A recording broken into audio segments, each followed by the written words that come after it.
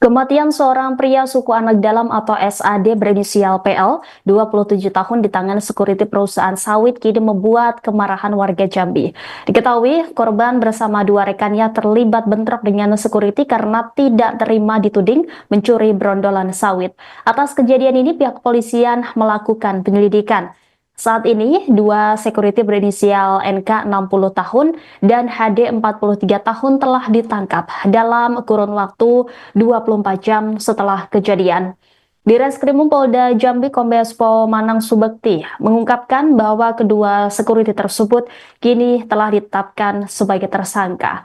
Adapun kedua sekuriti adalah warga sekitar perusahaan kelapa sawit PT PHK Makin Group di Desa Betung Bedarah, Kecamatan Tebo Ilir.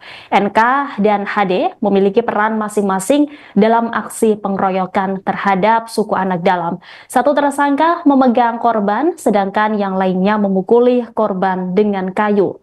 Saat ini polisi masih memburu pelaku lainnya yang turut terlibat dalam pengeroyokan tersebut. Manang juga menjelaskan mengenai suara tembakan yang terdengar saat keributan terjadi. Tembakan tersebut merupakan tembakan peringatan dari anggota kepolisian untuk menghindari situasi yang lebih buruk.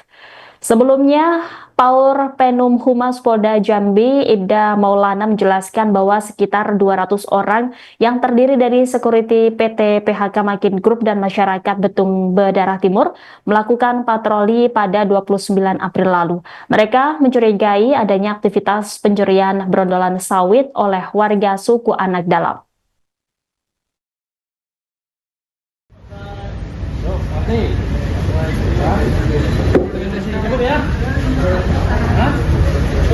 Apa yang mau dobrol ya? Dua dan ketiga yaitu pasal pengeroyokan yang mengakibatkan korban meninggal dunia dan luka-luka dengan ancaman hukuman 12 tahun penjara. Terima kasih.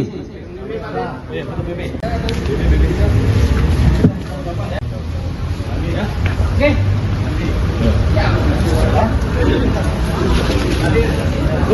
Dari peristiwa ini terjadi diawali adanya dugaan pencurian yang dilakukan oleh korban.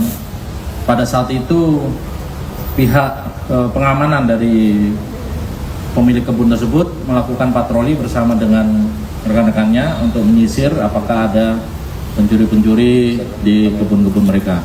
Nah, pada saat ditemukan korban ini sedang duduk-duduk, memang belum terjadi proses pencurian, duduk-duduk di TKP, kemudian ditanyakan sedang apa dan sebagainya. Akhirnya terjadilah peristiwa pengeroyokan itu. Awalnya memang katanya mau ditangkap, tapi sampai dengan terjadi pengeroyokan. Nah, kemudian kita lakukan olah TKP pada saat itu. Korban yang satu meninggal dunia, yang satu dibawa ke puskesmas ya, rumah sakit. Dan lari ke rumah sakit, alhamdulillah yang satu masih selamat. Dari hasil olah TKP kami mengidentifikasi beberapa pelaku. Dua orang diantaranya sudah diamankan kurang lebih dalam waktu 1 kali 24 jam. Keesokan harinya pada dini hari kita bisa menangkap dua orang yang ikut dalam peristiwa pengeroyokan itu, yang berinisial NK dan HD. Mereka ini berperan, satu orang ini berperan megang korban dan termasuk juga ikut memukuli, dan satunya juga ikut memukuli menggunakan kayu.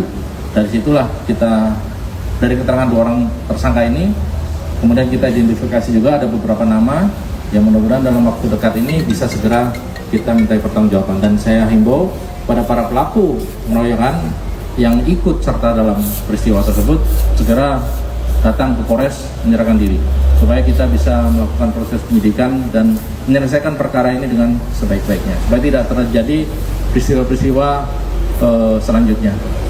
Itu setelah kejadian pengeroyokan tersebut, dari pihak suku anak dalam berusaha untuk mendatangi TKP ya. Tapi kami dari kepolisian, dari Koramil dan Polsek ya, pada saat itu menjaga lokasi karena apa? Mengantisipasi terjadinya hal-hal yang tidak diinginkan. Buktinya terjadi kan? Buktinya ada upaya serangan balik, tapi alhamdulillah tidak ada korban pada saat itu yang video beredar itu hanya tembakan peringatan untuk menghalau mereka supaya tidak melakukan tindakan pidana lainnya. Download Tribun X sekarang, menghadirkan lokal menjadi Indonesia.